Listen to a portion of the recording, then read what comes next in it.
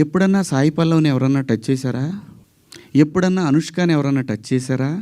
ఎప్పుడన్నా సౌందర్య గారిని ఎవరన్నా టచ్ చేసిన సందర్భాలు విన్నామా? ఇలా చాలామంది లయాని ఎవరన్నా ఆమెను చూడగానే మా ఇంట్లో అమ్మాయి అని అంటారు. ఆవిడ మీరా జాస్మిన్ నిండుగా, మలయాళీస్ అందరు కూడా బయట నిండుగా శారీస్ కట్టుకొని వస్తారు. నేను మిమ్మల్ని అందరూ అమ్మ దండం పెడతా, మీరు ఎట్టొచ్చినా మీ ఇష్టం, నాకు సంబంధం లేదు. అలాగే ఒక నిమిషం లక్ష్మి గారు, ఒక నిమిషం నన్ను మాట్లాడండి. అలాగే భూమిక గారిని ఎన్నోసార్లు వచ్చింది ఆవిడ. ఎవరన్నా టచ్ చేశారు ఆవిడ్ని? నేను అంటున్నాను, ప్రొవోక్ చేయకూడదు.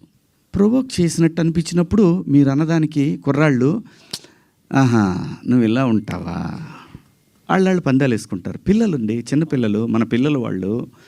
నేను అంటాను, మనం ఎందుకు అవకాశం ఇవ్వాలి అనేది నా ఉద్దేశం తప్ప మీ ఇష్టం అండి.